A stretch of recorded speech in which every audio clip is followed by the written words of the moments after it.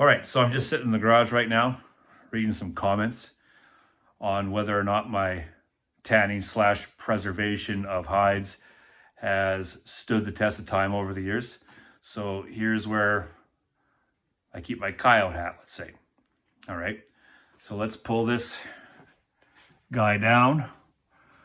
Now, mind you, I've changed residence in the last 3 months. And this hat has actually sat in a garage that humidity has fluctuated, temperature has fluctuated dramatically. This is a heated garage with great humidity, very sealed. So right now we're sitting at, what are we sitting at?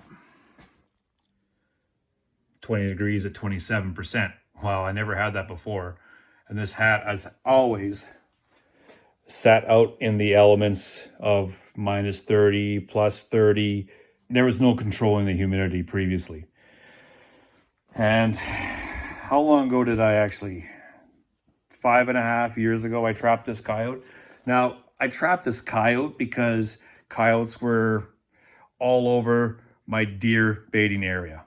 Okay, so I ended up shooting coyotes.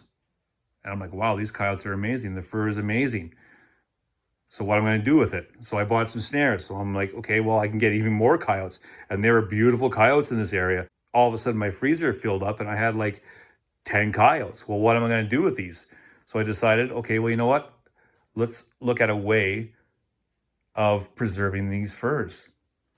And this recipe is not a tan from the tannery. That's the whole point, right? To get away from all these chemicals and using household items, okay, that will get the job done. I'm not saying this is better, because it's not better, right? But this has stood the test of time with basic household ingredients, just like brain tanning, right? So getting away from the chemicals, self-sufficiency, what's the worst case Ontario problem that we're actually going to be having, and you actually have to make a coat or a hat or a pair of mitts. So this seemed like a simple process to me to achieve. I'm not saying this is better. I'm just saying it's different, cheaper, poor man's version. I'm a poor man. So this is my version. So I made this hat after I tanned the hides. What else are you going to do when you have hides? Tan them. What are you going to do? Make a hat. Make some coyote underwear. I hear the chicks really love coyote underwear. Why wouldn't they? All right, so I'm just trying to think of a good way to be able to test a hat to see whether or not it has stood the test of time. So obviously, aesthetically, it looks good. Who knows, right? What about the hair?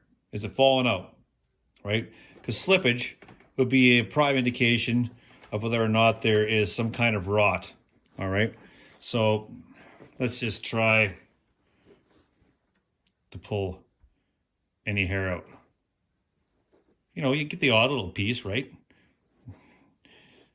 That's going to happen regardless, right? So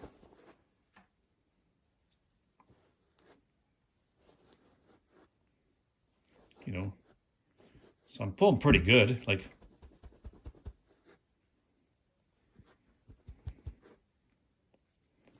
all right, let's drag a comb through it. So here's my coyote comb. So see if there's any hairs. Let's just kind of drag it through to see whether or not. So it's going quite a ways. Like, remember, this is pretty thick, right? So I'm trying to get that in without removing all of the hair. But anyways, let's have a quick kind of brush here. So, and try to get kind of deep in there too, right?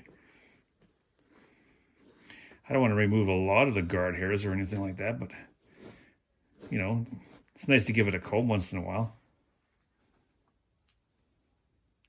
So that looks pretty good.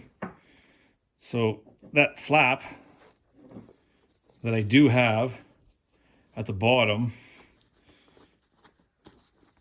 you know, it's not going to be silky white or anything like that. You know, this is a quick and dirty tan, right? You know, just to preserve it. But yeah, everything seems okay. No off smells, right? But I think that is the key of preserving this, right? So if it gets wet, you're able to actually air it out, all right? Because there's going to be times when you're shoveling the snow or out hunting or whatever the hell it is. Now, this is a freaking hot hat. It's got to be minus 40 before you even attempt to wear this and actually do anything with it. Right? So anyways, it gets wet. You can easily flip this inside out again, right? And even the ear flaps, you can actually turn those, okay, if you were worried about that. If you left this soaking wet for a week, sealed up, yeah, it probably would get a little bit rank.